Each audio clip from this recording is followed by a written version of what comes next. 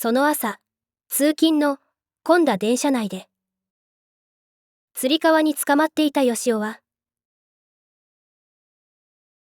これから陽子と顔を合わせることを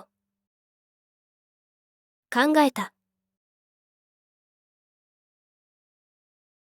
その時自分が少し緊張しているのが分かった。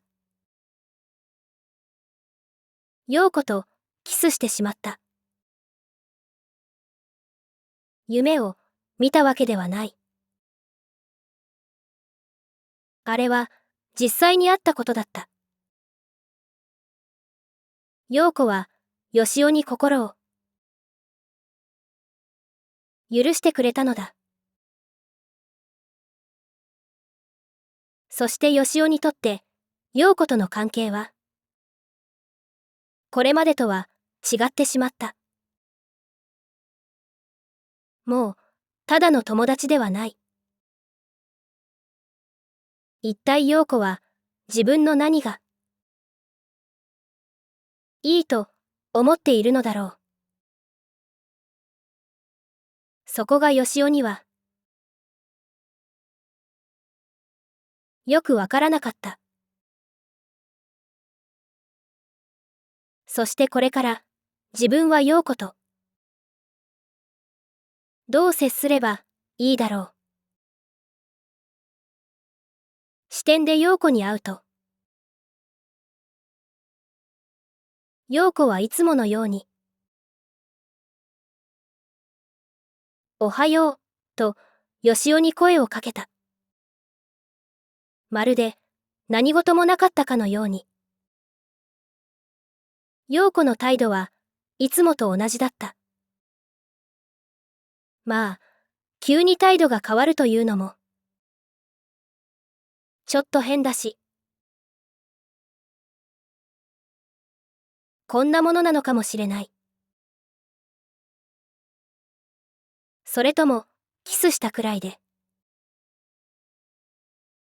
有頂天になっている自分が、ちょっと、おかしいのだろうか。陽子と、キスしたことで、よしおの中の何かが、変わっていた。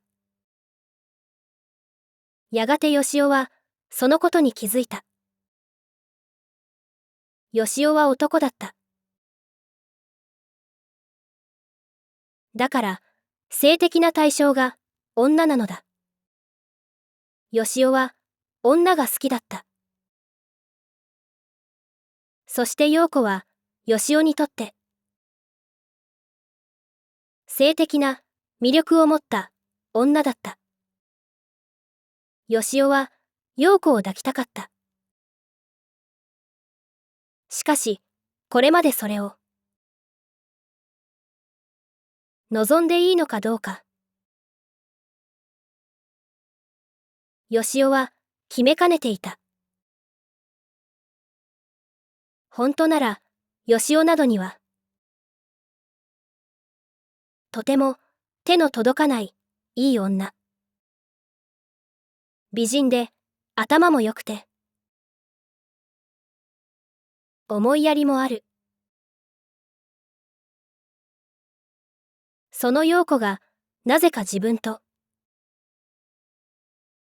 親しくしてくれる。それがなぜなのか。よしおにはわからない。だからよしおは、陽子の前では、なるべくそのことを、表に出さないように努めてきた。よしおは陽子との関係が壊れるのが怖かった。しかし陽子はキスまでは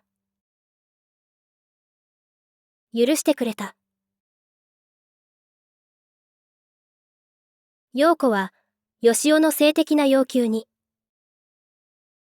ある程度答えてくれるつもりがあるのかもしれなかった。そして別の意味でも、よしおは陽子を求めている。よしおは孤独だった。子供の頃から両親はよしおを認めてくれなかった。よしおは両親の期待に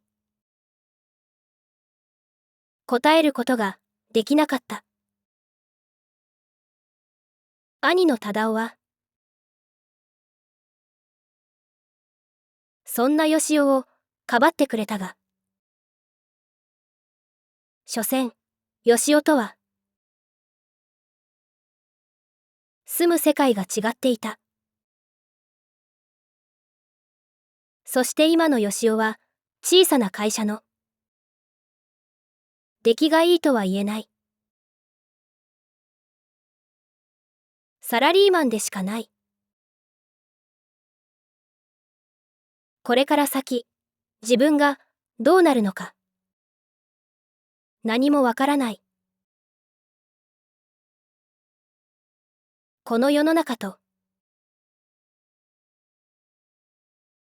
うまく関わることができない。よしおはそんなもどかしさを常に感じている。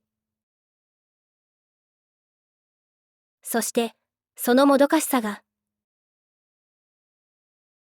よしおに孤独を感じさせるのだ。よしおは何かと関わりたかった。そしてその何かに自分を受け入れてほしかった。もしもよしおが陽子に君を抱きたいと言ったら、陽子はどうするだろう。受け入れてくれるだろうか。それとも拒否するだろうか。それはわからない。よしおには陽子が自分を受け入れてくれると信じることができない。よしおは陽子をいつもどこかで疑っていた。陽子が自分と付き合ってくれるのは何か訳があって、その訳を自分は知ることができない。そう思ってしまう。だから陽子と一緒にいても自分が受け入れられているという実感がない。でももしかしたらいつか陽子に自分が受け入れられたと思える日が来るのではないか。そんな期待もどこかで持っている。そして今、よしおはそれを確かめたかった。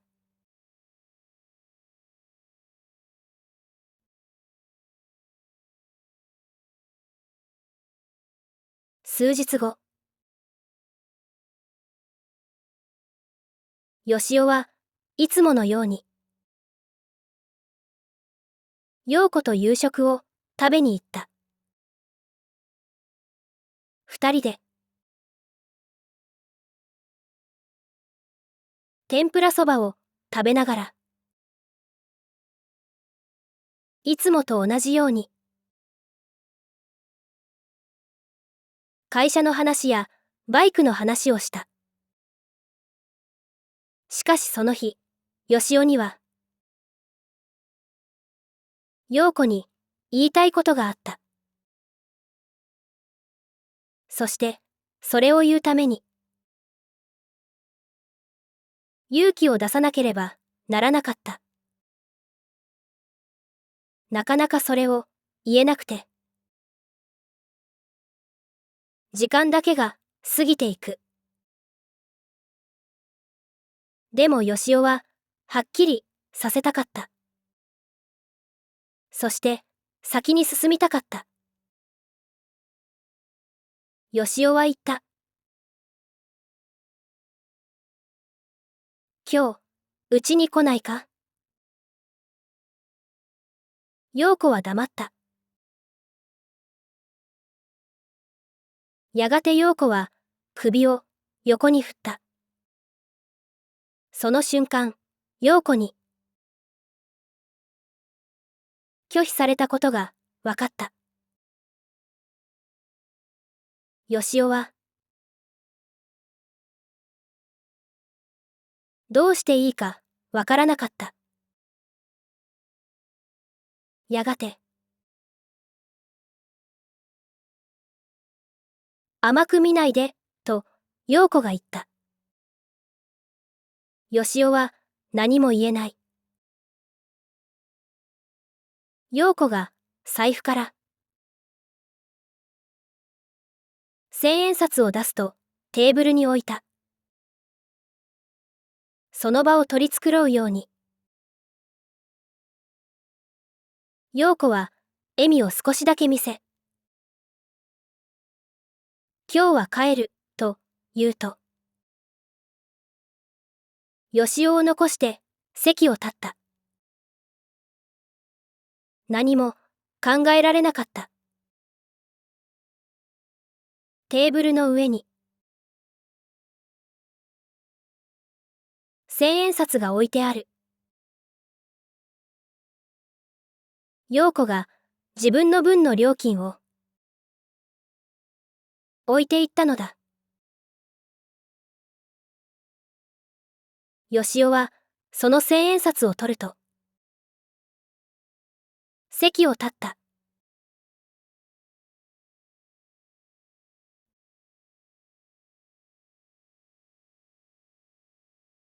帰り道、よしおは後悔していた。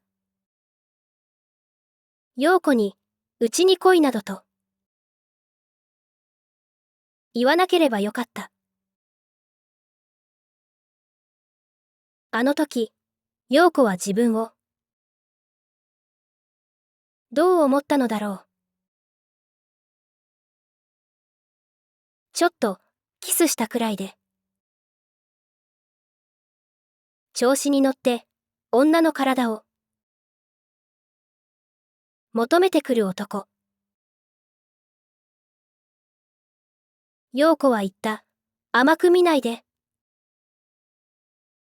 甘く見られたと、陽子は思ったのだ。そして、よしおを残して、席を立った。もしかしたら、もう取り返しは、つかないのかもしれなかった。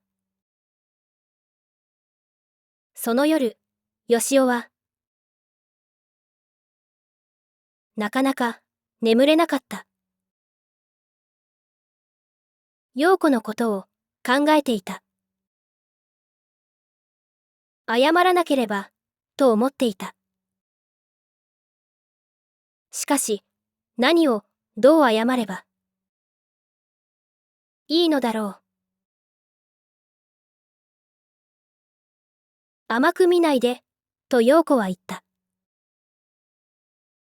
しかしよしおは、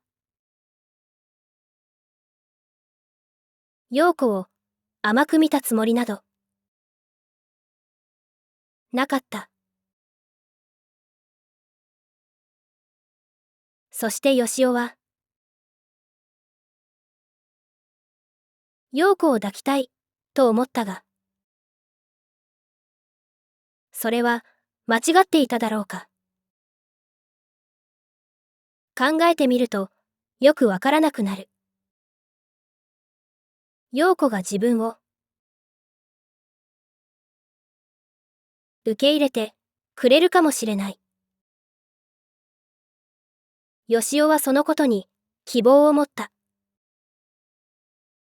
そして、それについて。謝ってしまったら。よしおの陽子に対する思いを否定することになってしまう。会社ではいつもと変わらずにいようと思った。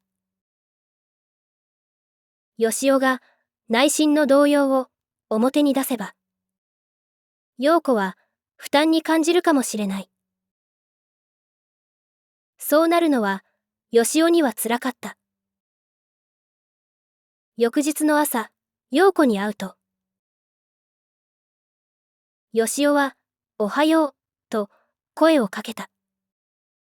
陽子もおはようと返事をする。よしおはいつもと変わりなくしようと努めていた。しかし二人の間にはどこかにぎこちなさがあった。初めてキスをした翌日。あの日、二人はいつもと変わりなく接することができた。しかしその日は違っていた。かすかな緊張感。そしてそれが事の深刻さをよしおに感じさせた。陽子とは簡単な世間話もした。電車が混んでいたとか、雨が少し降ってきたとか。しかし自分たちが何かを取り繕おうとしていることを互いに感じていた。仕事を終えて帰路に着くと、よしおはまた考えてしまう。うちに来ないかという自分の言葉に、陽子は不快感をあらわにした。これまで、よしおは自分が陽子に性的に惹かれていることを見せないように努めてきた。しかし昨日の夜、初めてそれを見せたのだ。陽子を抱きたいと思う自分。それは陽子には受け入れがたいものなのだろうか。ふと思った。あるいは陽子にとって自分はそれを要求できるほどの価値のある人間ではないのかもしれない。陽子なら自分よりもっと将来性があり、社会的な地位もある男がいくらでも見つかるに違いない。甘く見ないで。陽子はそう言ったのだ。よしおはアパートの自分の部屋に帰ることを考えると、気が重かった。部屋に一人でいると、きっと、陽子のことを考えてしまう。帰り道。よしおは途中で電車を降りた。駅を出てみると、賑やかな通り。そこは、照明やネオンライトの光で、昼間のように明るい。そこを行き来する大勢の人々。なぜこんなに人が多いのだろう。一体ここに、どんないいことがあるのだろう。そして、今のよしおには、何もなかった。よしおは、その繁華街を、あてもなく歩き始めた。そういえば、大学生の頃も、よくこんな風に、あてもなく街をうろついた。あの時、よしおは思っていた。何かいいことないかな。よしおには希望が必要だった。あの頃も、そして今も。夜の繁華街。